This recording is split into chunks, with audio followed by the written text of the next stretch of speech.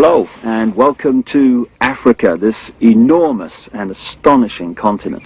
South Africa, to be more precise, just a short drive outside Johannesburg. And I'm here to talk to a remarkable man, Credo Mutwa. When I first came to South Africa about 18 months ago, within 2 or 3 days I was introduced to Credo Mutwa. I'd never heard of him at the time, but from the moment I met him, I didn't stop listening and he didn't stop talking for at least 5 hours. And within the first few minutes I realized I wasn't just in the presence here of a man of great knowledge, and he's certainly that. I was in the presence of a genius, a unique human being. And Credo Mutwa is without doubt the most incredible man it has been my honor to meet. Credo is what some people around the world call a shaman, and some deeply, deeply ignorant people call a witch doctor. And to give him his official title, he's a Sanusi in the Zulu nation. Sanusi is the carrier, the keeper of the ancient knowledge of so much, including the ancient knowledge of history of Africa, where all this came from, where the people came from, what the truth of history is, instead of the largely nonsensical version of history that we get through the universities and the schools from very, very well-educated professors who know. There are only 2 Sanusis left in South Africa. Credo is one. And that's terrifying, because it means the true version of the history of this continent is dying. It's being lost to this official nonsense that we're told is history, but is absolute garbage. History has been rewritten, and the people who can put that history together again are going out of this world as they age and are not replaced. So you're about to have, as I have, the enormous privilege of hearing this man talk and seeing his knowledge preserved for as long as the electronic medium exists. He is the official storyteller and keeper of the history, the knowledge of the Zulu people.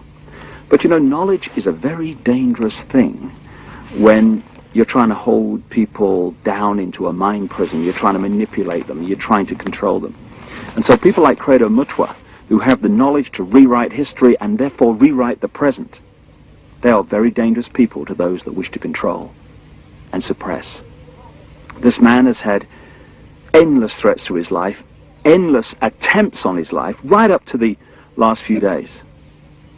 And he has upset the hierarchy of his own people as much as he's upset those others in other cultures and other races that wish also to suppress the truth for reasons of preserving their own religious domination or keeping people in ignorance.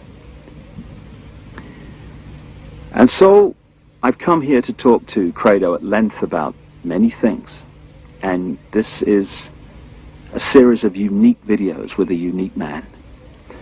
And what we're going to start out with is to concentrate on a bizarre story, an off-the-wall story, you would think, but one which he is confirming at every turn from his own background, his own unique knowledge of this continent.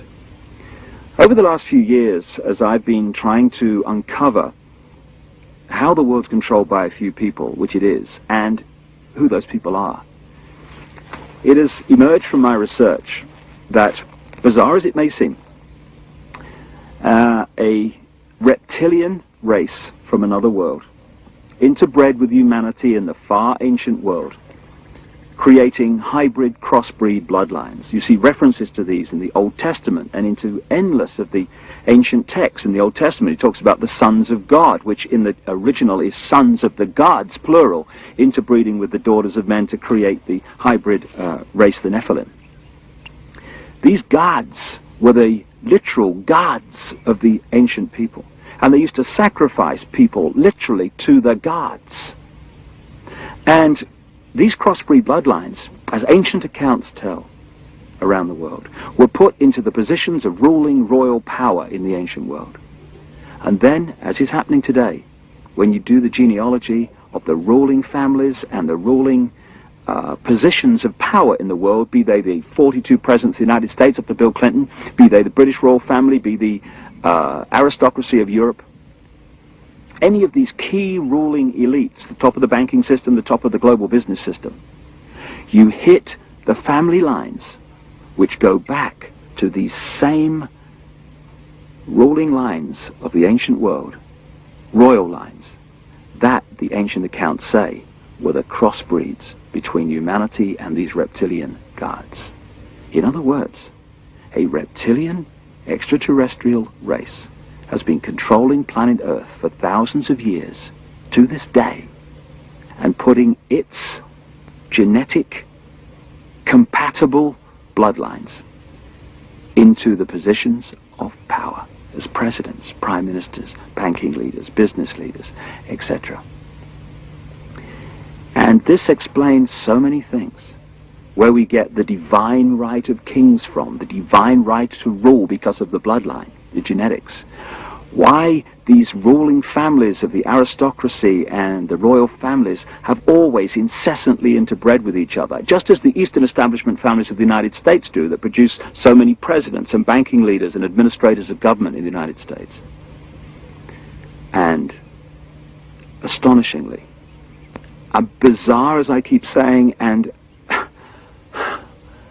seemingly ridiculous as this story may be from our conditioned perspective of life and reality, when I started talking to Credo Mutwa from his African experience and knowledge of the most staggering depths and variety, he tells exactly the same story that I have uncovered around the world, exactly in great detail. And if Africa and the world is ever going to be free, and we are, then they have to listen to this man. And they have to listen now. I started out by talking to Credo about the origin of the knowledge that he is about to share with us for the first time in so many cases. Because this is the knowledge that only initiates normally get. But as Credo says, the world needs to know this. And so, this is a unique video. And this is a unique man. And like I say, I asked him first about the origin of the knowledge that he's about to pass on. When the white man started destroying our religion, when he started demonizing our gods, when he started ridiculing what we believed in and actually using educated Africans to destroy that ancient African religion, in many parts of Africa, say, our ancient religion went underground. And there were, call them secret societies, all over South Africa and Central Africa and East Africa and West Africa, where this knowledge was stored and kept by aging guardians, many of whom did not know that in other parts of the land there were other guardians who were doing exactly as they were doing. Now, when I first became a Sangoma, I was already, say, a person of education. I had entered school as a child of 14 years. And when I became a Sangoma, I was a youth of 16 years. And what my aunt and my grandfather, as well as my maternal grandmother, taught me shook me to the core of my soul. I found that the mission schools had been teaching me lies about my people all along. Missionaries had told us as children that the only light came to Africa with white people, that before the white men came, we black people had no idea about God. We had no belief in a life after death, and that our people were just a race of savages who used to lie around in the sun, womanize, fight, and drink beer every day. I was suddenly awakened to the fact that Africans had in fact been far greater intellectually than the missionaries were willing to give them credit for. That like the white men, we had astrology, astronomy, we had surgery. In fact, I found that Zulu surgeons in the early years of the 19th century and the 18th century and even beyond could perform operations which white surgeons were not capable of operating. And the more I learned about my peoples, the more I wanted to learn. And when my initiation under my aunt Mina and my grandfather Zigo had ended, I wanted to know more and more and more. And sometimes I had to pay a ghastly price in order to gain this knowledge. In one place, here in the northwestern Transvaal, my teachers found that I was really uncircumcised. And they told me bluntly that if I wanted to be a member of this secret society, I had to undergo circumcision. And I did, and it was screamingly painful, I assure you, because it was done with a clasp knife, which somebody must have blunted a little bit, just to make sure that I got the message. Well, I had the same done, but I was asleep at the time, so we have that in common. And say, in some places in Southern Africa, if you wanted to learn the secrets of a certain secret society, you had to do dreadful things which I cannot repeat here. And at one time, in Barotse land, in the west of what is today Zambia,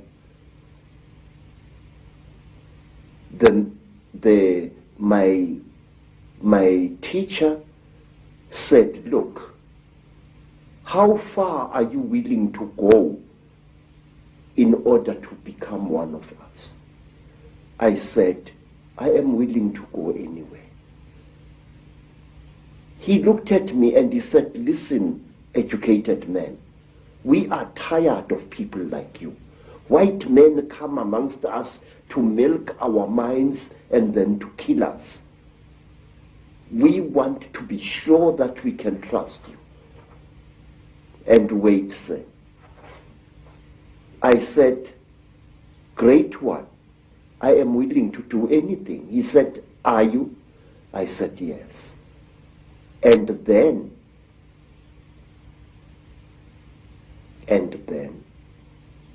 they went into a graveyard, and from there they removed the hand of a corpse, dead 2 days, and they brought it and they challenged me to cook it and eat it.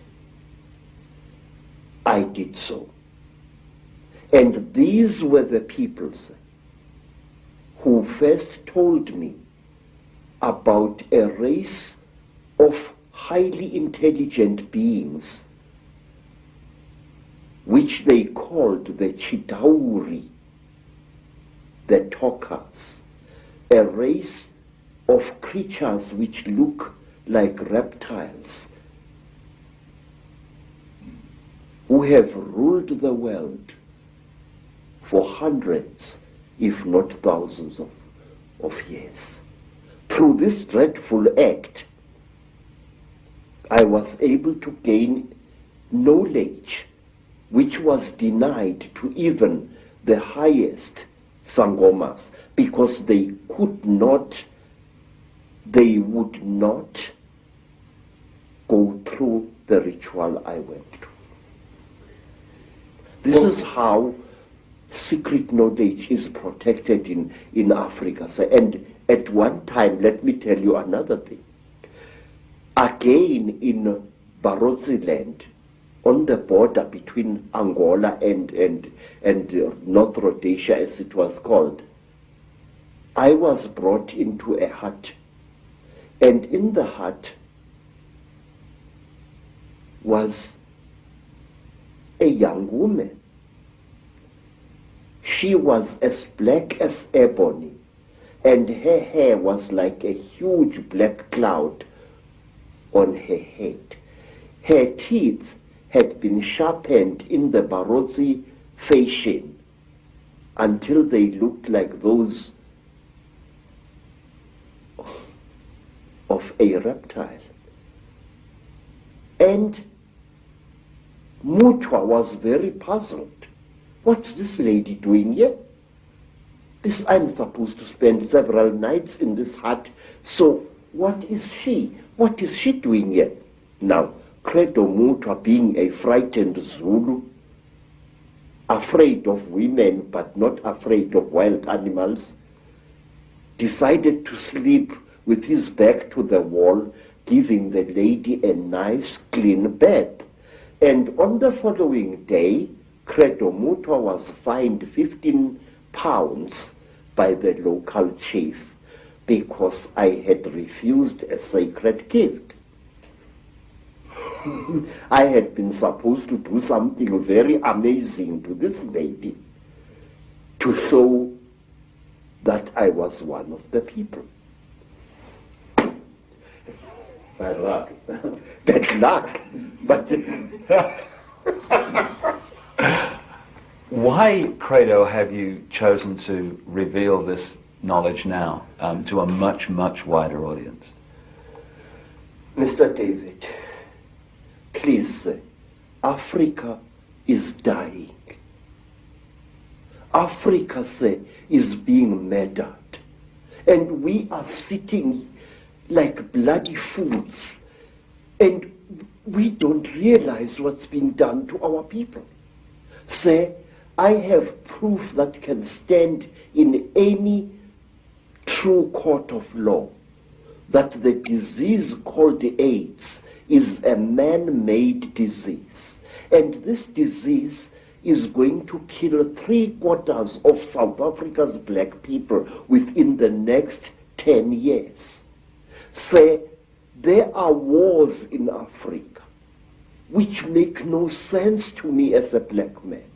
Please, when people fight a war, Mr. David, why do they fight? People fight in order to get rid of something that is giving them pain. Whether that something is a tribal chief or a corrupt modern government. They want to fight to remove this burden or to be destroyed by it. That is the idea behind a rebellion. But in Africa we find wars where a group of rebels challenges a government and tries to fight against it. And then these wars And in the total destruction of that particular country, where neither the rebels nor the government wins anymore. And why? Because you find this force of rebels facing the government, and all of a sudden the rebel army splits into little factions which start fighting each other and not the real enemy, and soon it becomes a situation where everybody is fighting everybody else and the whole thing is getting nowhere. I say that these wars which are destroying Africa this way are orchestrated by forces from outside Africa. Our people need development. Our people need peace in Africa. We are basically a peaceful people. We are not warlike. Don't let historians tell you a lot of rubbish. Africa is not perceived by the people outside her as she really is. One, my people are Zulus, a tribe famous for warrior exploits for many, many years now. But wait, do you know, sir, that Zulu people actually hated war and didn't love it as historians would have you believe? We Zulu people call war impi, I-M-P-I, and we call evil imbi or ububi. Now the word imbi and the word imbi come from exactly the same root, which means that which is evil. We call copper itusi, which means the helper, the frightener away of evil spirits. But we call iron insimbi, which means the evil metal, the metal of war. Now, when a Zulu went to battle, he spiritually prepared himself for fighting. But when he came back from battle, a Zulu would undergo a ceremony of purification, a very, very painful ritual, which lasted for some 7 days before he was even allowed to touch his wife. But wait for this. In England, we have got the Lady Sarah Churchill, Duchess of Marlborough, writing in her diary that her husband, Sir John Churchill, the Duke of Marlborough, after the terrible Battle of Blenheim, had made love to her 3 times while still wearing his top boots. Wait, sir. Listen to that. Here is a man coming into his tent or whatever it was, with his boots still stinking with the blood of horses and the blood of men, and probably with human flesh still attached to the soles of those boots. Here is this man making love to his wife. What kind of attitude is that? That a man would come smelling of death and destruction to desecrate his wife in 3 torrid sessions? We never did that in Africa. We hated war, and furthermore, our people, the black people of Southern Africa, are accused of having been a male-dominated society. Absolute bloody poppycocks. Zulus were a female-dominated society. And if you want proof of that, ask yourself who killed King Shaka, who planned Shaka's murder, two women, twins, Mama and Mkabai, Shaka's aunts, who was the greatest advisor of King Shaka. His mother Nandi, she used to plan every one of Shaka's military campaigns right down to the last detail. So, everywhere in South Africa, our word for great also means female, but that is something we shall discuss at another time. So, Africa is being murdered, and a race of people which once founded some of the world's greatest civilizations is being cruelly exterminated, and our politicians appear to be hypnotized as like a little antelope hypnotized by a python. Don't our leaders know what is going on in Africa? I'm going to talk, sir. I'm going to talk, and I'm going to reveal and damn the consequences. I am not a brave man, but it's high time somebody stood up and exposed the conspiracy around Africa and her people. So let's start looking then at the force that is the common theme through all this history to the present day that's been manipulating these highly malevolent, highly destructive situations. My own researchers around the world has certainly focused in on the fact that there is a force not of this world, shall we say, that is the common theme. What is your experience and your knowledge of an extraterrestrial involvement in the history of Africa?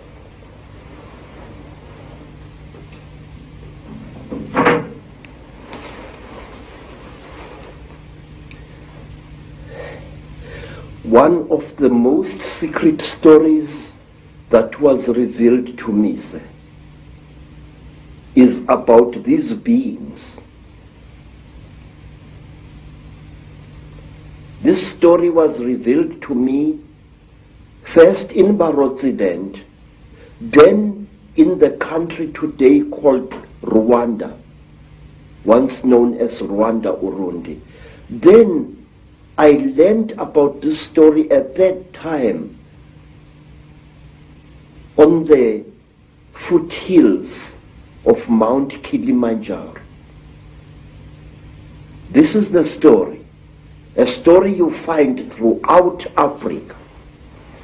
There was once a time when the blue sky was invisible, when the whole world was covered with mist, when you could not see the sun as it is now. You only saw it as a splash of white light moving slowly across the sky. At that time, there was an eternal drizzle every day of the year. At that time, people could not see the stars. People only saw the trees growing, trees which were very, very big. There was no desert at that time, only jungle everywhere where you were. At that time, sir, people were what we call in Zulu, ngubili.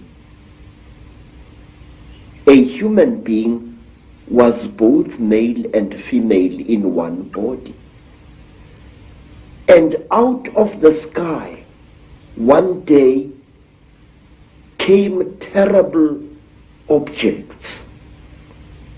They were like gigantic bows made of huge gleaming gold. They were shaped like bows without strings, and they were bigger than the biggest mountains. They came out of the sky bringing great noise, black smoke, and fire with them. And out of those huge objects, came them. At that time, sir, human beings could not speak. We had no gift of language at that time. And people had, however, great mental power.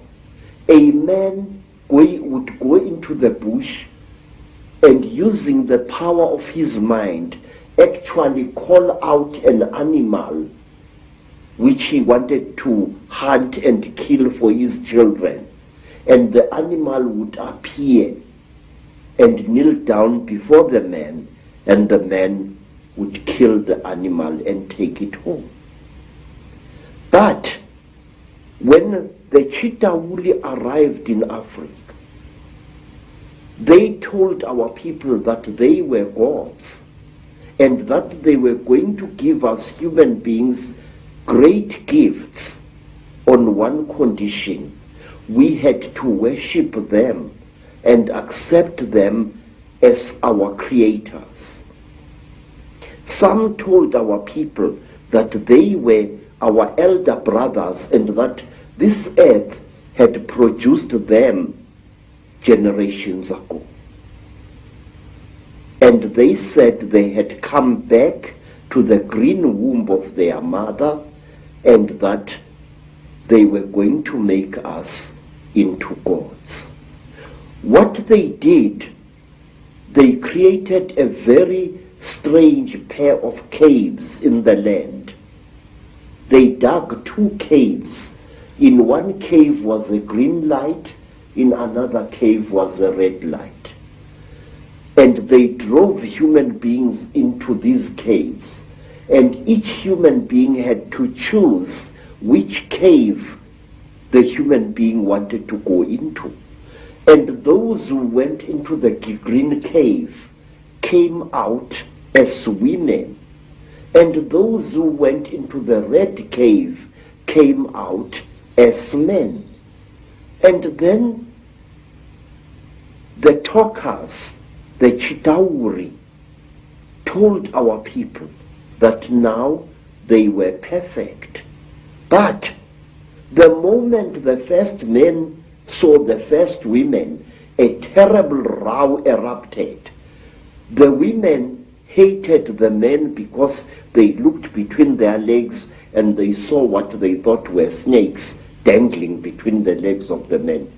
And the men hated the women because they looked on their chests and they saw these big things. What they were, they did not know.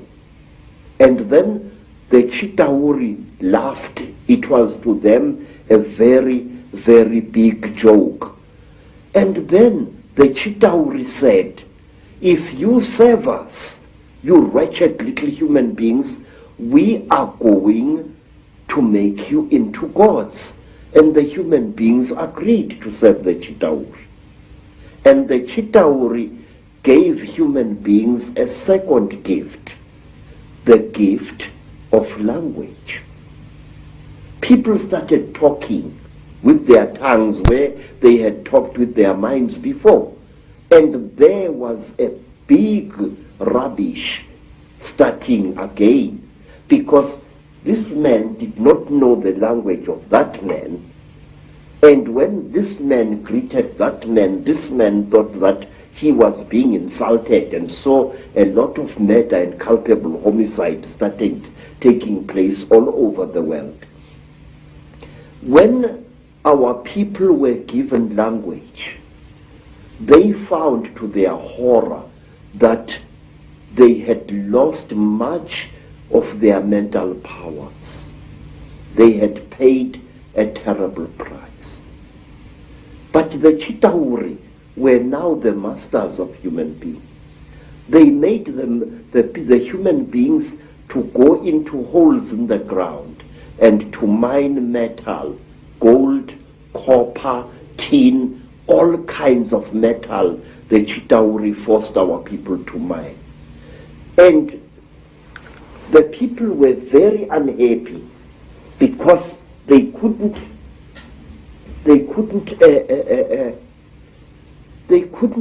cope with the new sexual differences which were there now between men and women.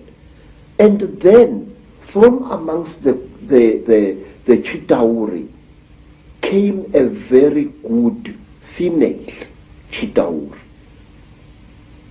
Her name was Mai Nzarantwari Samahongo. Mai Nzarantwari Samahongo was the senior wife of the terrible chief of the Chitauri, Umbaba Gorontwari Samahongo. She was sorry for human beings, this great reptile lady. She said to the poor people, "Ow, you are unhappy." And the people said, "Yes, great one. We go into the holes every day, we dig the stones and we bring it to the gods, but we are not happy." And Mai Nzarantwari scratched her scaly chin and began to think and to think. She was terribly ugly. Her eyes were awful, like lights in the darkness. But she had mercy in her heart, and she taught the men and the women how to make love. And she said, "Look, we divided you into males and females. Now this action is going to bring you together." But it did not, because anyone who receives a gift from the Ntwari, the children of the python, is always in trouble. What happened was that when one guy slept with his wife, he didn't find her much, so he went to steal another guy's wife, and there was a big remorse, as we say in African, starting. So men started stealing each other's wives and each other's girlfriends, and women started stealing each other's husbands, and there was a big nonsense in the land. And King Umbaba, the terrible lord of the Ntwari, the reptile people, said, "Look what you've done, you stupid old woman. Now these people, they are making such a noise. Listen to all that screaming in the bush. They are busy making love there, and our gold is not being dug, and you are responsible for this." And Nzarantwari thought and thought and thought and thought, and then she got a plan, and she said, "I will make them stop. When they make love to each other, the female is going to get pregnant. And when she is pregnant, the male is going to leave her alone, and that noise in the bush will not be so disturbing to you, my lord." And Umbaba said, "You had better. There is no production here." And so all the women in the world was pregnant, and Umbaba was furious with his wife. And so it went on and on, until one day Nzarantwari activated a black hero called Mweru. And Mweru challenged the great chief of the serpent people to a fight, and he cut off the royal penis of the king of the snake people, and that caused a big war. Mweru ran away, but Umbaba, the terrible chief of the people, caught him and arrested him and brought him to his village. And there the great chief Gorontwari Umbaba said, "Look, you cut off my thing, and I have replaced it with one made of gold, and I can't make love to my wife anymore. You think too much, you wretched little human being." Now Umbaba had a terrible nail in one of his hands, a claw, and with this claw he drove the claw into poor Mweru's nostril, making a terrible hole into his brain, and he started drinking Mweru's brain, and then he threw away the corpse. To this day, sir, we believe that the people, the Chitauri people, they eat human brains.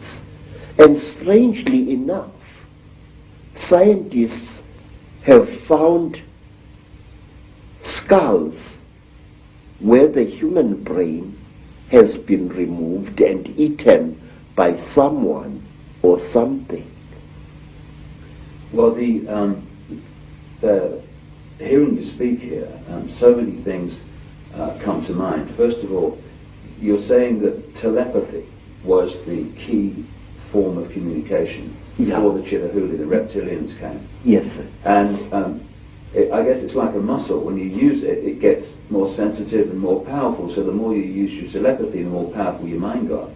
And then when language came, it almost brought us into this three-dimensional world and disconnected us from that mind power that we had before. Yes, sir. And it's also interesting that the story that you talk about, the language being given, and then the different languages being given. And of course, that turns up in the Old Testament, in the Bible. It turns up in stories all over the world about the fact that we were divided by language, so we couldn't communicate. And as someone who publishes books, I know today how difficult it is to communicate through books when you've got endless different languages. So it's been a brilliant form of control for a long time. Yes, sir. Even now here in South Africa, today, sir, black people prefer to speak to each other in English if they belong to different tribes.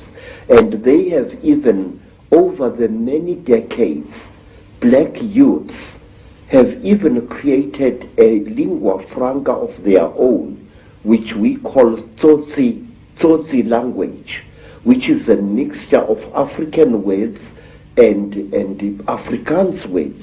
They do this in order to bridge the incredible language gap which exists between black people in South Africa. Let me show you an amusing thing, how different languages are. The language of the Xhosa people of the Eastern Cape is very similar to Zulu, but certain important words in the Zulu language, good words, are viewed as obscenities by the Xhosa people. For example, in the language of the Zulus, an ancestral spirit is called Idlozi. But if you use that word to a Xhosa, he says you are using a dirty word, because to them, Idlozi means sexual desire. And in the language of the Zulus, maize meal, is known as impuphu. But in the language of the Bapedis, maize meal is called bupi, and if a Zulu uses the word impuphu in front of a Bapedi woman, she feels that he has insulted her, because in the Bapedi language, impuphu means a woman's sexual organ. And in the language of the Mashonas, in the language of the Zulus, a mother is called mama. If I say my mother, I say mama wami. But in the language of the Mashonas, the people of Eastern Zimbabwe, the word mama means to sit down and have a crap. So one day when I said to my Mashona hosts, ngikhumbule umama, which in Zulu is, I remember my mother, I'm missing my mother, the Mashona gentleman immediately took me and directed me to his pit latrine at the back of his house. Because in the Mashona way, mother is mai, not mom. So you see this terrible difficulty, this subtle problem of language is a very big obstacle to communication in Africa. So we designed languages. There's another language called Fanagalo, which is a lingua franca consisting of African words as well as nonsense words and Zulu words, which was used a lot in the mines in the 1930s, 40s, and 50s. So, to bridge this great language gap, we have created artificial languages in Africa, but today English is the preferred language of communication. Some say we should learn French, also another language of communication in Africa. Some of the problems of language can be funny, but it is the same situation, the divide and rule, that is actually, in other expressions, created this tremendous turmoil in Africa and other places in the world. Yes. And we're looking, from my research, and staggeringly hearing you talk, you're saying exactly the same as I've come across. It's incredible confirmation that a reptilian race from another world has been behind the manipulation of humanity for a very, very long time. Now, what do these Chitahuli actually look like, the reptiles?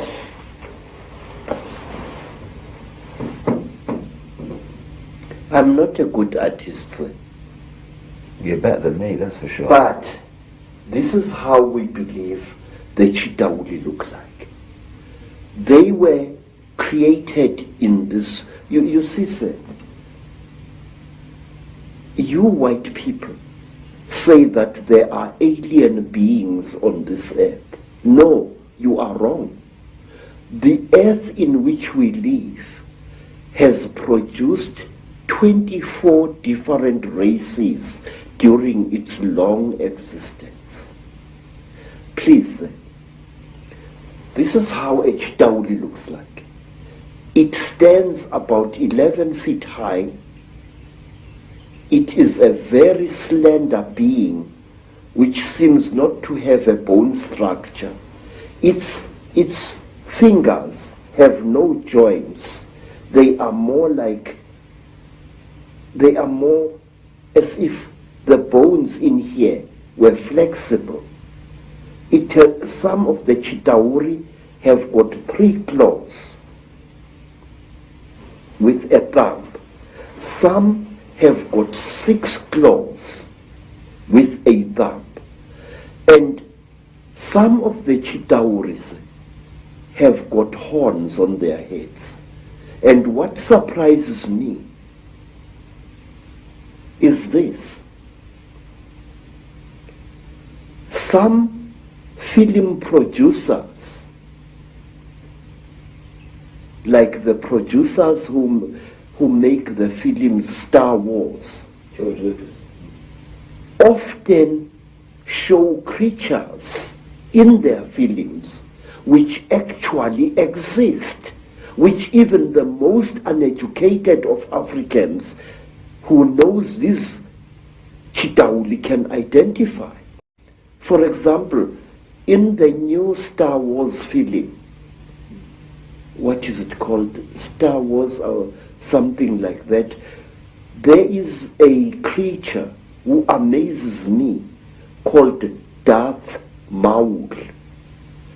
Darth Maul is a red and black being with a ring of small horns right round his head. That is exactly what the Chitahuli look like. Some have got ordinary heads without any horns on their heads. These are the lesser Chitahuli. But the royal Chitahuli have got a ring of sharp horns all around their heads. And the very high Chitahuli, like their king, Mubaba Samahongo, they have got very long horns which grow this way. Not that way like a bull, but this way like certain antelopes. Now, I just wonder, where these film producers get their information from. And in one strange film, which my student called me to come and watch, the thing called Stargate 2. Mm-hmm. And in that film, there was a creature, a very slimy, cream-colored creature with heavy wrinkles on its face. It was a spitting likeness of Mubaba Samahongo, the terrible emperor of the Chitauri. Well, clearly there's a tremendous amount of knowledge of what's been going on and what is going on, which comes out symbolically through films and areas of communication like Hollywood. But the thing that I'm totally stunned the more I talk to you about this is because I've been all over the world having people give me descriptions of seeing reptilian type figures, particularly people in positions of power in the world, changing into a reptilian figure and coming back again. And what they describe seeing is exactly what the knowledge of ancient Africa talks about seeing. We're talking about the same people there, which is an astonishing confirmation. And the eyes is something that keeps coming up being described. Yes. Tell me about the eyes of the Chitahuli. Say, a warrior Chitauri has got eyes like a snake. These eyes are yellowish with split pupils, and they glow in darkness. So if a Chitauri, a warrior Chitauri, one of the lesser classes, is hiding in a cave, you can see its eyes burning. But a royal Chitauri has got 3 eyes. It's got the yellow eyes, which glow in a strange, almost ice-like way, like jewels, like certain types of yellow jewel. And then they have got an eye in the center of their foreheads, an eye which doesn't close up down like a normal eye does, but which closes from side to side and which opens this way. Now this eye of the Chitauri is the eye that kills, because it can knock a man down just by the fire, the glare that comes out of it. Is this where the a constant recurring theme of the evil eye comes from? Yes, sir. Yes, sir. In fact, Mubaba, the emperor of the Chitauri, who is said to be still alive today, Mubaba has got a central eye. His other 2 eyes were stitched shut by a jealous wife. But his killing eye, the Samahongo, the terrible red eye, opens. He can even open it like this. Mr. David, I would like to share a little thing with you. It is this: the best way to protect an evil thing is to deny its existence. And if you talk about things such as the Chitauri, if you talk about things such as the Mandinda, there are many people who say to you, rubbish, this thing does not exist. Now, in this way, this great evil is protected by being denied. One day in my long travels through the world, I was in New York, in that place called Harlem, and I saw a graffiti on a wall along a passage, and the graffiti was, there is no such a thing as the mafia, and we will kill any asshole who says that there is. In this, again and again, sir, in America, people deny the existence of the mafia, and by denying it, actually protect it wittingly or unwittingly. There are those who deny that a national and international conspiracy exists. They deny it ferociously, but by denying it, they are actually assisting it and actually protecting it. We must stop denying the existence of these things. We must stop saying that there are no Chitauri, that there are no aliens, that there are no Illuminati. There are. I could tell you for hours. For example, do you know what we Zulu people call a person? A very, very clever person, a very, very wise person, a person who has received light from God. We call him umkhanyiselwa, in other words, the illuminated one. Khanyisa means to light up something, and umkhanyiselwa is somebody who has been lighted up by the gods. So you say Illuminati, I say umkhanyiselwa. It's the same thing. And my research very clearly, and again, you're right, there's tremendous denial of this is the fact. Even among conspiracy researchers, there's tremendous denial that the Chitahuli, the reptilians, and the Illuminati are actually the same thing. Exactly, sir. Because amongst my people, we say that when two Chitauri are challenging each other for power, and they must fight a duel with their terrible eyes, they start glowing like fishes deep in the sea, and the faster they glow, the angrier they are said to be.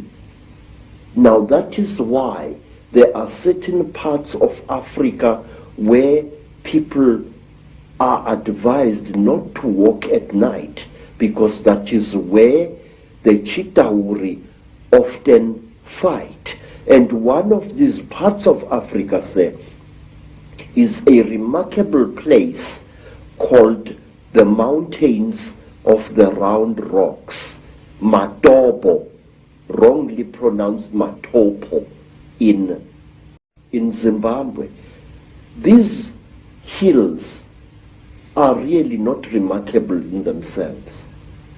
These hills are said to be the one place in Africa where the Chitauri have been seen. And these hills is where Cecil John Rhodes lies buried, but there is more. You must visit this place at one time. Amongst the rocks on the Matopo Mountains, you find a species of lizard which you don't find anywhere in Africa or the world. A species of lizard which responds to the call of a human being. When I first arrived in 1958 in the land called Rhodesia, now known as Zimbabwe, I found an African there who was a tourist attraction. He was a game warden who made strange sounds calling out, and as he called out, these strange lizards, the only type of lizard anywhere on earth which responds to the human voice, used to come out of cracks and out of holes in the ground and to gather around this African. And it was this African game warden who told me that the sounds he is making are not just noise, they are the speech of the Chitauri star gods. Isn't it staggering coincidence that Cecil Rhodes, one of the greatest Illuminati frontmen, perhaps certainly of modern times, who did so much to imprison Africa, should choose to be buried at the point where this is all going on? You see, sir, Cecil John Rhodes went his way into the hearts of Africans, and in their despair, wise men of the Mashona people, wise men of Matebele people, tried to make Cecil John Rhodes one of them. They told him about the secrets of the Matopo Mountains, that under the Matopo Mountains lies a city of great wisdom, which is the home of the last survivors of the Chitauri god beings in that part of Africa. And if you go to the Matopo Mountains and you carry a 4-pound hammer and you strike certain parts of that landscape with that hammer, it gives out a hollow sound which shows you that there are caverns deep underground there. There are 2 sets of mountains. There is the Matopo Mountains, and then to the east of Zimbabwe there are the great mountains known as the Inyangani, the Weeping Moon Mountains. There, even now, people disappear without trace. Sometimes a person would disappear for several days and reappear a few days later, not knowing where he had been or where she had been. And white people have disappeared there. Black people in their thousands have disappeared there. It was there that I also went missing for 4 days in 1959 in one of the most traumatic experiences of my life. What happened? Well, it's a long story, sir. My teacher, Elizabeth Moyo, had sent me to get a special herb which grows only on the foothills of those mountains. It was just an ordinary day like any other, just beautiful day like this one outside here. And I love the African wilderness. I'm at home in the bush, especially in the days when I was still in good health. I love the animals. I love their smell, and I love the smell of the vegetation. And I was looking for this herb when all of a sudden a bright blue mist fell all around me. It took me some time to react to this strange thing. It was a hot day, and all of a sudden the temperature around me dropped. It was as if I was on the slope of a very cold mountain, but it was a warm day. And then the next moment I was in what appeared to be a metal-lined tunnel, a caving tunnel, and I was lying on what looked like a workbench, a very large workbench of some kind. You know, an iron table which an engineer or somebody working with metal would use for welding and cutting metal upon. But this workbench was very brightly polished.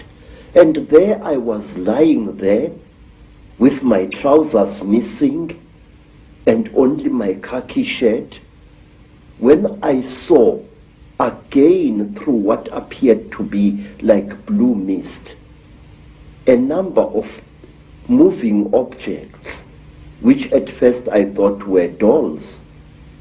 And these objects were moving towards me. I noticed with mild surprise that they were very thin, short, human-like creatures with very, very large melon-shaped heads. The creatures had no noses, like as human beings have. They had only small little holes on either side of where the nose would be, and their mouths were like knife cuts at the bottom of their faces. And these creatures were coming towards me.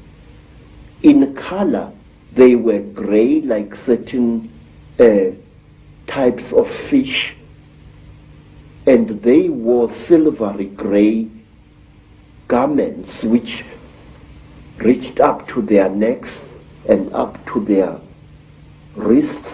I couldn't see whether they were wearing boots or not at that time. And while I was looking at these creatures, I suddenly was aware that something was above me, standing there, and I looked up straight into the face of one of them, a much taller one than the others. And this creature was wearing a garment like a tight-fitting overall without any buttons or anything, which reached up to its neck, but its wrists were bare. I noticed that the creatures had very long fingers. Its fingers had and each of its fingers had an extra joint, and it ended in a claw, a black claw like that of a chicken or a certain kind of bird, and that its thumb was not here, but here in the middle of the hand. And this thing was standing above my head and looking down at me, and I was looking at its eyes, which were very strange indeed. It was as if it was wearing plastic goggles over its eyes. I could see its eyes inside these tinted goggles, and it had holes on either side here, but it had no nose as I have. Its jaws were very small, and its mouth was a slit with tiny little scale-like things where its lips should be.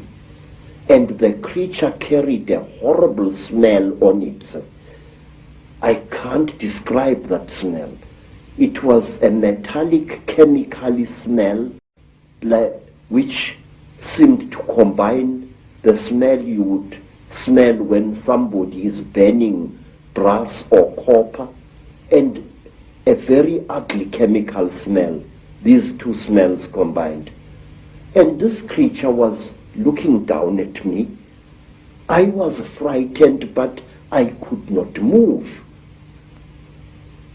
And the next thing I knew was a terrible pain on my left thigh. It was as if somebody had just stabbed me right to the bone. I screamed and I tried to jump away, but my body was inactive. I could not move.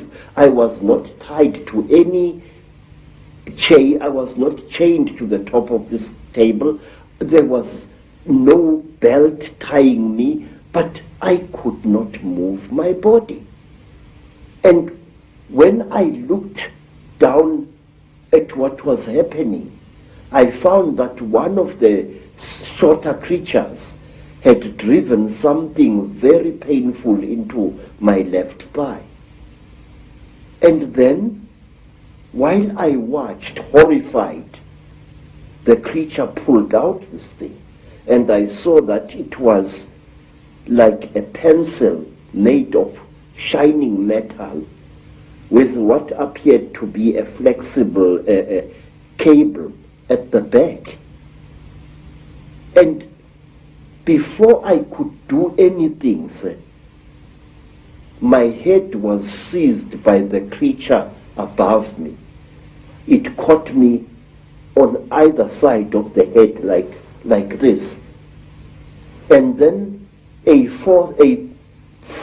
third creature drove something into my right nostril here. It was as if I had been shot. The pain was so terrible, sir, that I screamed and screamed. Blood filled my mouth, blood spurted out of the nostril, and the creature did not seem to care. I was stupefied. The pain was so intense, so terrible.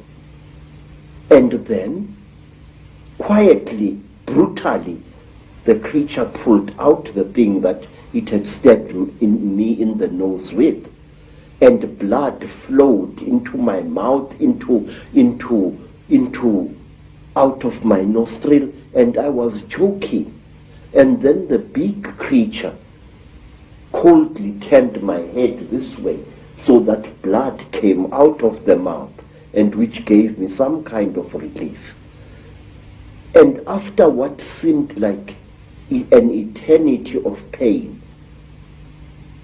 the creature brought something out of somewhere which looked like an old-fashioned tea strainer in appearance, and it put this thing close to my nose. And then I seemed to drift away, and the pain subsided. You know, sir, it was torture so intense that even now I can't describe it. And then something else happened. A fourth creature started rummaging between my legs, and it pulled out my organ of manhood and stuck something into that. It was very strange, but I wasn't feeling any pain now. But I could feel the flexible cable moving inside me, right into my body. And then, I can't describe it.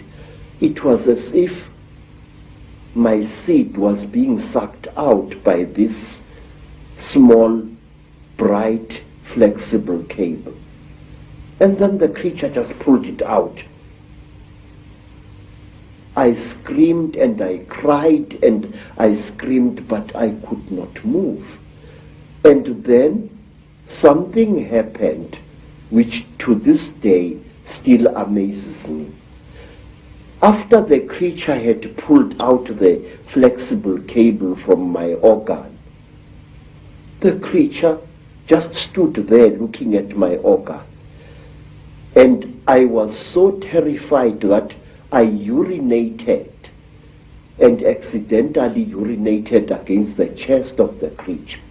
It jumped away as if I had shot it, and it stumbled backwards. But its face didn't show any expression. Its mouth didn't even open, but the way the creature reacted, trembling all over, it was as if I had really hit it, but it was wearing this kind of garment. And after that, I was left alone, except for the big creature which stood to my right side this time, with its arms folded, looking down at me.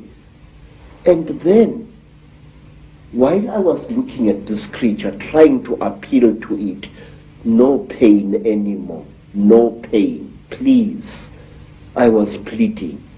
Pictures suddenly flooded my mind. Pictures of buildings sunk in a red lake of water. Buildings rotting away. Buildings that appeared as if they had been bombed. And cities sunk in terrible mud. Trees sticking out like rotten ghosts, trees without leaves, without branches, sticking out of the mud as if they had been poisoned. I saw visions of this.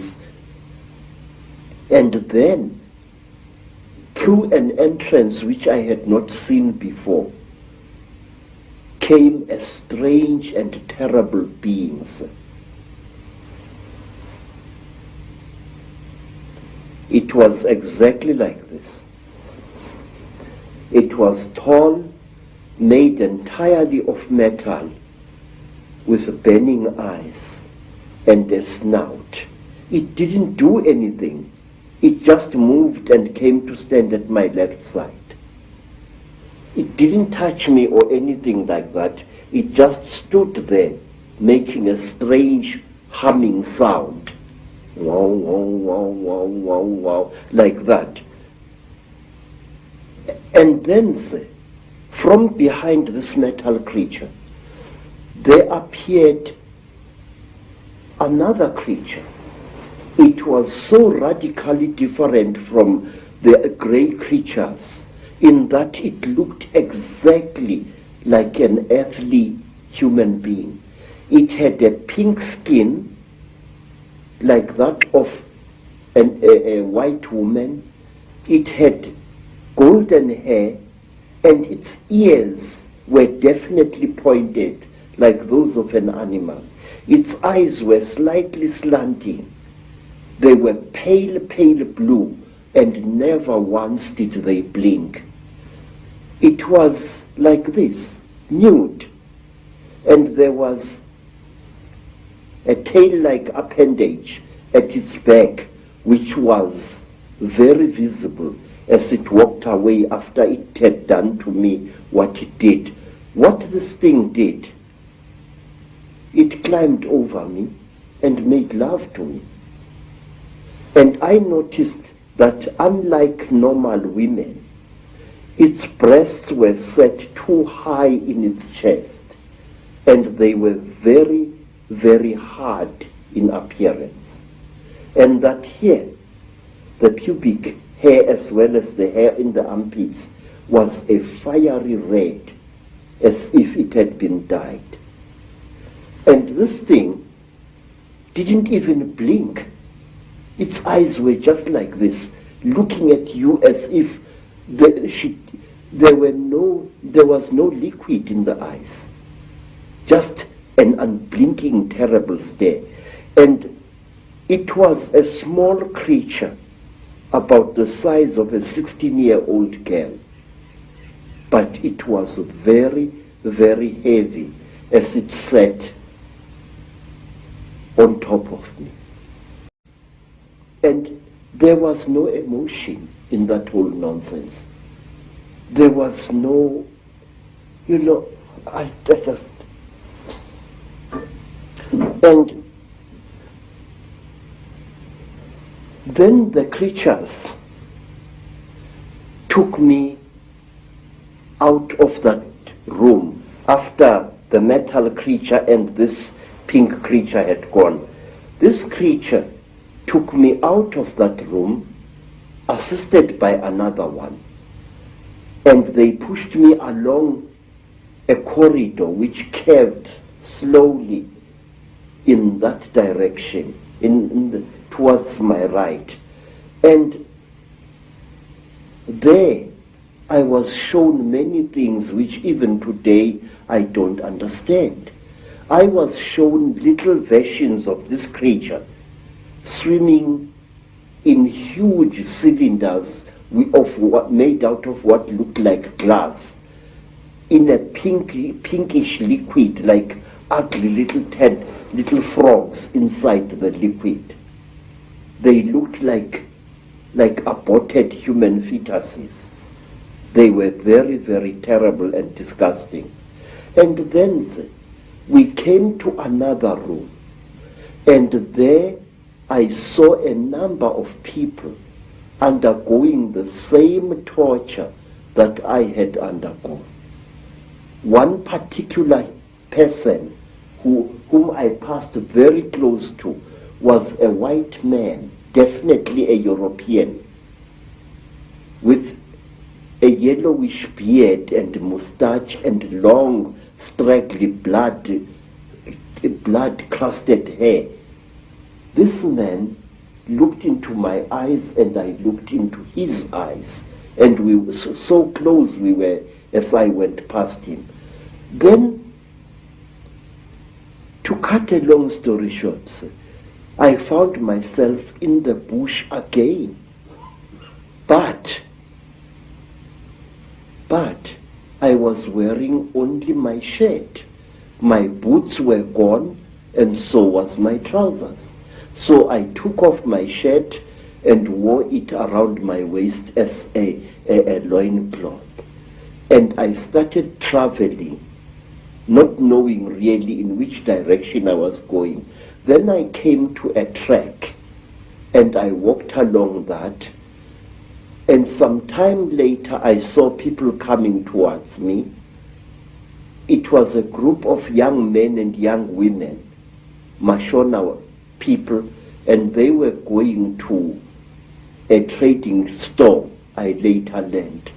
I asked them where Elizabeth Moyo's homestead was, and they directed me to it. But they kept a safe distance away from me. And later I learned why.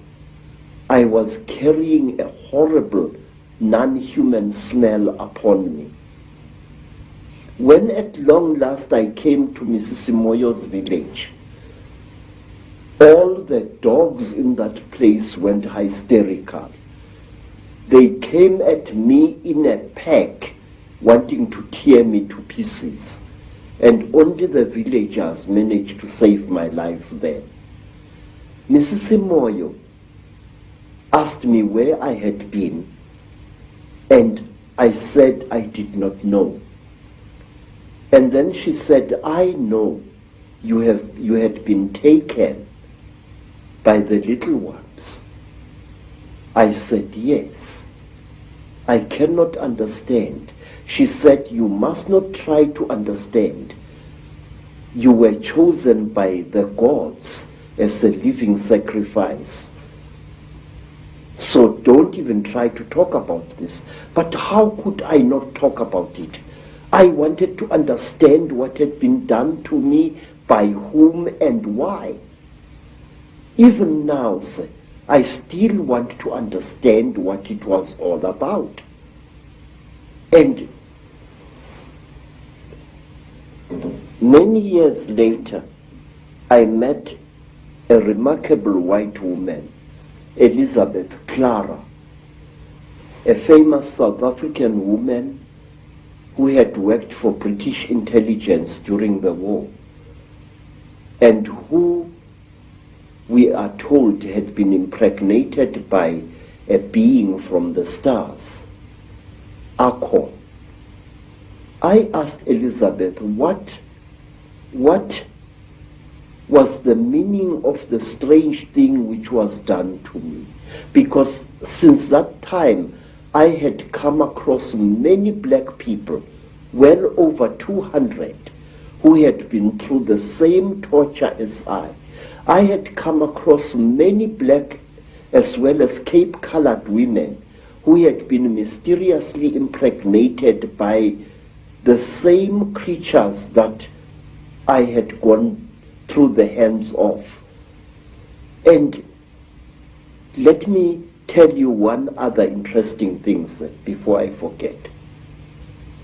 About a year after I had underwent this terrible experience, I was walking along Jeppe Street in Johannesburg delivering parcels when a white man shouted at me to stop. I stopped. I thought he was a policeman wanting to arrest me for some reason. And when I tried to produce my identity document, the white man said, listen, I don't want your nasty word, passbook kefa. I said, then sir, what do you want, Bas? He said, listen, where did I see you? Where did I see you? I said, I don't know, boss. But he looked very familiar to me. And then he said, listen, don't bullshit me, man. Where did I see you? Where did you and I meet? Then I said to him, I saw you in Rhodesia, in a certain place. You were lying on a table. If I had hit that white man with a fist, he would not have reacted the way he did. He went pale, almost dirty gray in appearance, and he turned away with a terrible, dirty word, and he walked away. His eyes were filled not with anger, sir, but with pure, naked terror. Astonishing story. Yes, sir. But there is more, sir. There is more, because I still want to know what was done to me. Sir, one day you and I must talk more, in greater depth than now. I would like to tell you that since that time, I have found that I know things that a man of my standard of education shouldn't know. These hands, and those who know me can confirm this, these hands not only have made these sculptures using ancient African metal casting secrets. These hands, believe it or not, can make guns and working jet engines. And one day I wish you to come back to South Africa and I will show you one of these things. I know things which I shouldn't know, and it started at that time. Now, you see, sir, I want to know, what am I? Since that terrible time, my life as a man was really messed up. And one day let me tell you, sir, since that time, I have become a very confused creature.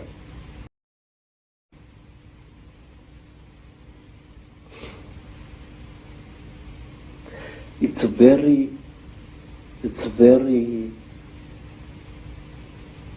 embarrassing, really. But since that terrible day, I became bisexual, which to me as an African is very, very disgusting. Since that time, my mind doesn't seem to be my own. I think about things that a man like me shouldn't bother himself about. I worry about people. It's sickening. I have ruined my life because of worrying about people. I feel that I want to take every human being on this earth by the shoulders, shake them roughly and say, listen, Pastor, there is more to this earth than you think. Say, I have seen the Chitaul. I have smelt them. I have had personal experience of these. And there are people who claim that these creatures are gods. There are people, sir, who claim that these creatures are experimenting on us. That is a lot of rubbish. These creatures are harvesting us. These creatures are not aliens, Mr. Icke. These creatures are sexually compatible with our women. And what does that tell you? it tells you that they came from here. They are part of us. And this makes them all the more dangerous. They know us very, very, very well. They know the great weaknesses of our minds, just as they know the great strengths of our minds. They operate in what I call the gray area of human existence, that side of our lives which we don't want to acknowledge the existence of. They create, African tradition says that the Chitauri, where they engaged God himself in a terrible war, and God defeated them, the real God, Nkulunkulu, the creator. God defeated them, and he closed their mouths so that they are unable to talk or to eat food anymore. But we are told, say, that the Chitauri fatten on the energy that we human beings give them. They make us to fight each other. And when the whole land is drowning in death and fear and terror, when hundreds and hundreds of people are angry and afraid, the Chitauri get fat because they eat that what we call the dark power, which is brought about when human beings destroy the planet on which they live. They feed off human emotion. Yes, very, very intense human emotion. We are told, for example, that if you see a Chitauri walking through the bush or just standing there and looking at you, and you are accompanied by your wife or your girlfriend, you must immediately make love to that girlfriend and release as much emotion as possible, and the Chitauri will be pleased and will walk away from you and not harm you. And another thing, sir, we are told that the Chitauri eat energy which is generated when hundreds of human minds or one human mind starts thinking at certain levels. We are told that the Chitauri want us to think at certain levels. Certain wavelengths. Yes, sir. And they reward us with long life. May I ask you, sir, have you ever thought as a thinking person, why is it that in the great universities of this world you find professors who think at certain levels and who live unnaturally long lives? Albert Einstein, Raymond Dart, Robert Broom, all these professors live a long, long time. And my Aunt Mine, the last Sanusi in South Africa other than myself, is as active as a young girl, and yet she's close to her 99th year of life. My stepmother, Rose, she has lost nearly all her children, and she is still alive. Extreme longevity is the reward with which the Chitauri reward you if you think at certain wavelengths. The description of your abduction clearly is describing what has become known as the Greys, what I think is also known by some as the Ant people, the grey figures with the big black eyes. How do you think they connect in with the openly reptilian? And do you think that the black covers of the eyes are covering some kind of reptilian truth? Say, the so-called grey aliens are actually the lackeys and the servants of the Chidaur. If you see a Chidaur and you see this, there is very little racial difference. In fact, I will even go so far as to say this, that these creatures are actually the offspring of the Chidaur.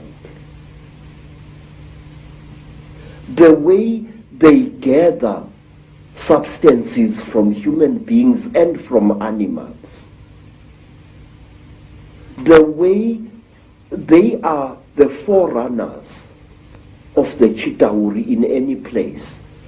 And if you are very close to one of these creatures and you look into its goggle-like eyes, you will see round eyes, Mr. Icke, beyond this black goggle-like stuff. And these eyes are the real creature's eyes. Now let me tell you, there is in Lesotho a very strange mountain, a mountain called Leribe, L-E-R-I-B-E. On this mountain, very amazing things happen after every 10-year or 20-year period. Now, not so long ago, an African farmer found an object near that mountain, an object which had crashed. And he was driving his tractor and he saw this strange object lying in the ground with tiny little bolts of lightning racing all around its edge. And the African walked up to the object, and when he wanted to touch it, a strange power struck him and sent him sprawling on his back to the ground. The African got onto his tractor and got out of there. What the African had seen had been a crashed UFO, a flying saucer. He described it very amazingly. And he said that after a few days, there appeared what he said was a huge removal van, very big, accompanied by soldiers wearing black uniforms, goggles and berets. And these soldiers lifted the object into the van, and the van drove away. But when people came to the site, they saw that something had fallen there, but they saw no heavy tire tracks of the vehicle that the man had described. Something had crashed there, had been removed, but there were no wheel marks of the heavy vehicle he had described. Now let me tell you something else.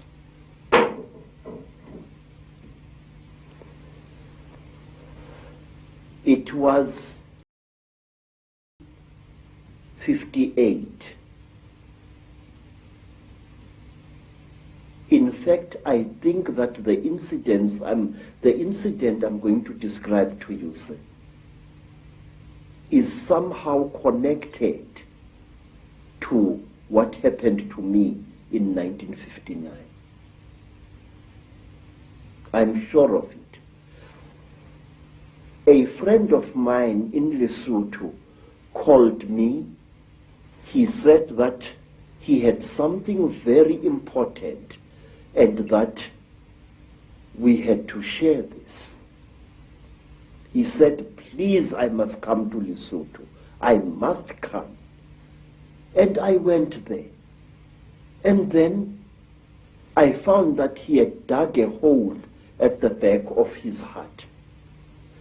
And he asked me that he and I and his second wife should go into this hole on the night to come, and there to share something very, very holy.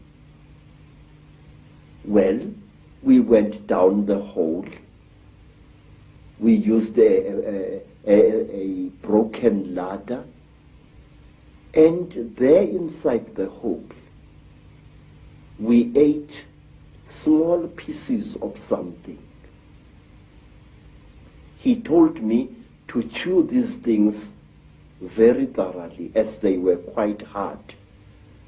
I still had teeth in my face at that time. And I chewed and I chewed and I chewed and I chewed. But I noticed that what I was chewing was some kind of dry substance, and that it had the same taste that you would feel in your mouth if you sucked a copper penny. It had that coppery taste, like as if you were sucking an old copper coin. And then we left the hole and we went into his house.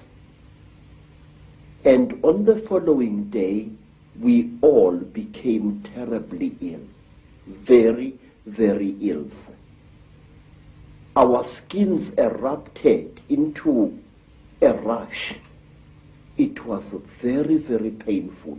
It was very, very itchy.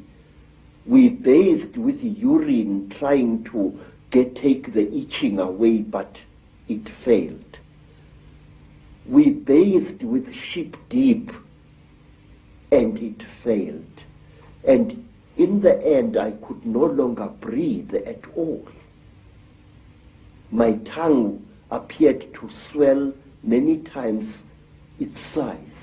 And then I got so sick I could barely open my eyelids. The skin was itching like mad, and I could barely breathe. And as the days went by, it was about a week, but it seemed like 100 years, slowly the rash subsided. And my skin began to peel,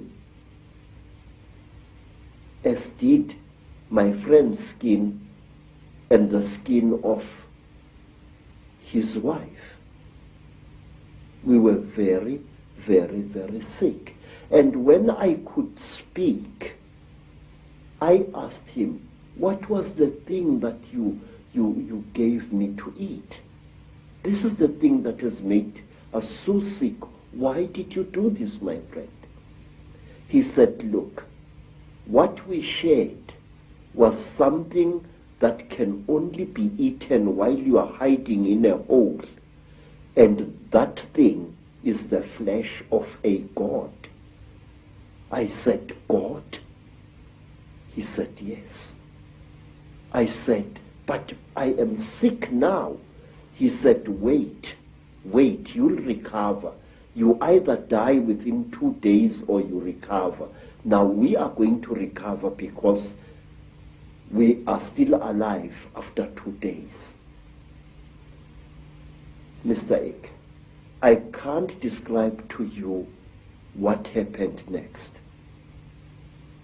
I wish you to imagine, sir, you are sick, weak, and feverish.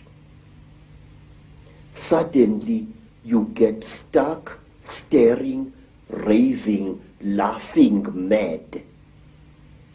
We started laughing. Ha ha ha ha ha ha. It was utterly incredible. What had made us to What had caused the laughter we did not know, but we laughed for hours, all three of us. And then, when our jaws couldn't laugh anymore, a new thing happened. My friend's eldest daughter gave us all water. And when I drank that water, my sense of taste was so heightened that I was utterly shaken. Ordinary water from a mountain spring tasted like, I don't know, like what?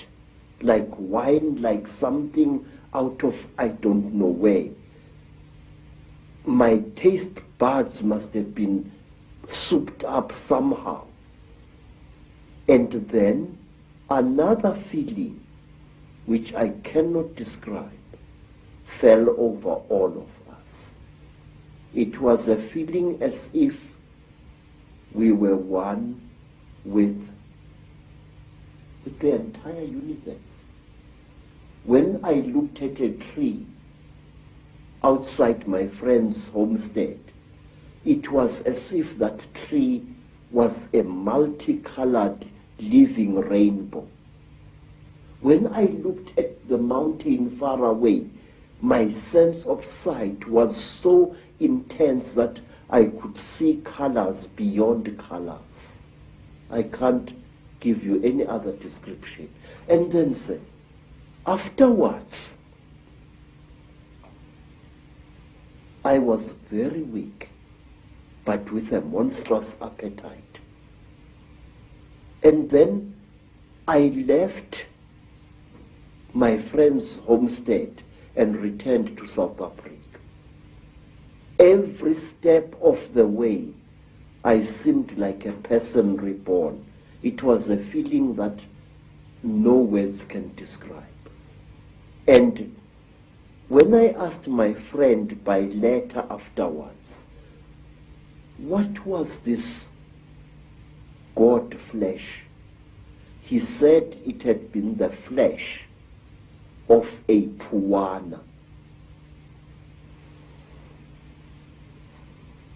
What we call grave. Yes, sir. People who say that these things don't exist had better think again.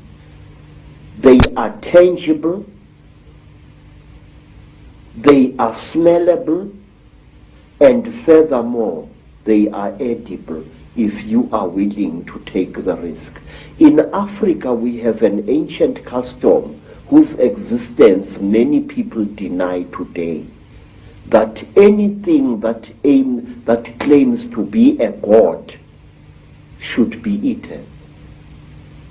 There are places in Africa even now where if you are a spiritual person and you are sick, well, let me tell you what happened to me in the country today called Zaire. I got sick, sir. I was undergoing yet another of my 7 initiations, and I fell sick from very bad running stomach. And I was so sick, everything that my friends, white friends and black friends, could do failed to help me. And then, one night, some of my teachers came to me and requested that since I was going to die, would I please allow them the honor of eating me after death. Now, sir, it's a very good thing to be invited to a dinner, but not when you happen to be part of the menu. And I recovered so quickly that I escaped from that area in one of their ramshackle buses, and I never went back. Thank you very much. Fear can be a wonderful medicine sometimes, and it was with me. Do you think, Credo, that those senses that you experience, that really heightened sense of everything, of oneness, of whatever, are the very senses that the Chittahuli have manipulated out of us? I do, sir. I do very much. They were senses like no human being possesses. May I add, no human being possesses anymore. It was as if at one time, sir, a voice was speaking in my head, a very amazing voice. And after that, my powers of prophecy were intensified. This is what I think. We human beings are holier and more wonderful than we think we are. And I feel we lost something at some time in the course of our development, or shall I say, in the course of our manipulation. Credo, this is fascinating information, which I'm sure many people in the UFO research community will be very, very interested in. That is that these grey extraterrestrials, or grey figures, whatever they are, don't actually really look like that. They're almost in disguise. Yes, sir, they are. And I will tell you why. Grey aliens have died in various parts of Africa. They have been killed, and they are very, very quick to recover the bodies of their friends which have fallen out of their crashed spacecraft. But sometimes African sangomas steal these bodies before they can be recovered. And believe me, sir, I have heard and I have seen that butchering a corpse of one of these creatures is extremely hard work. What you think is the skin of the creature is actually a tight-fitting costume that the creature is wearing. Under this grey costume, the creature, say, is pinkish white, like a freshly skinned animal, and its eyes are round with split pupils. These are goggles which the creature is wearing. Now, how do I know that? In order to dismember a creature like this, incidentally we call them mandindane in Zulu, which means the tormentors, the torturers. In order to dismember a creature like this, you need a brand new axe from the trading store, a heavy axe sharpened to a razor's edge in order to cut through the creature's skin. The creature's skin, say, is not adhering to the flesh. You know, my skin is clinging to my flesh, yes, but the creature, there is a gap between the creature's flesh and its supposed skin. This is a material and not a skin. So the creature is actually wearing two garments. It's wearing a completely skin-tight garment which covers its entire body, and it is wearing an overall along these lines. Very often there are no gloves, and here, to cut up a mandindane, you need very, very sharp iron, and you have got to be a strong person even to reach its flesh. But once you have cut through the cover, the close-fitting covering, you can just open the whole thing and see the dead creature's flesh underneath it. And is it reptilian? Yes, sir. It is. I will tell you how the creature looks like without its grey skin. It is like certain types of tropical fish. It's like the belly of that type of fish that is fried in South Africa to make fish and chips. That grey fish, that long grey fish, the texture of its real skin is like that, but the blood vessels are very close to the surface. In fact, not so long ago, Mr. Icke, right here in South Africa, several hundred school children, some black, some colored, were terrorized by a creature they called Pinky, a creature which looked as if it had been skinned alive. That was a Mantindan without its skin or costume. It's interesting when you're talking about the black eyes of these greys being a cover for something, and then you have the stories of the men in black who seem to interact not very positively, to say the least, with people involved in UFO and UFO investigation and stuff. And these men in black have these black goggle-like sunglasses, which are almost a mirror of the same. Exactly, sir. But let me tell you that over the last 100 years or so, the men in black have become westernized, in Africa at least. In old Africa, if you killed a Mantindan, one of these, you were visited by terrible beings who wore long black robes made of animal skin and deep hoods over their heads. And these creatures used to wear white masks with very, very terrible looking black eyes painted on them.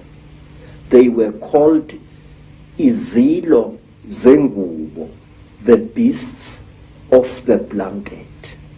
And may I tell you that these terrible beings, our African version of the men in black, used to play an important part in the choosing of certain kings in South Africa. That is one of the stories that I wish to tell you in greater detail one day.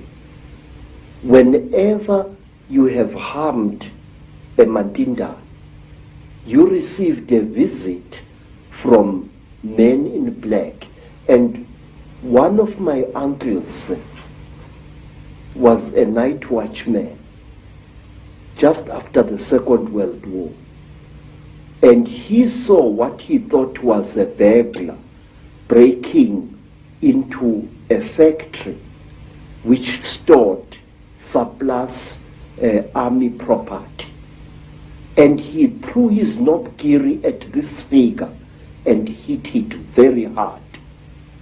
The creature fell behind some boxes, and then and only then did my uncle, a tough old Zulu, realize that the thing he had brought down was not a human being at all, not a young thief, but a Mandindan.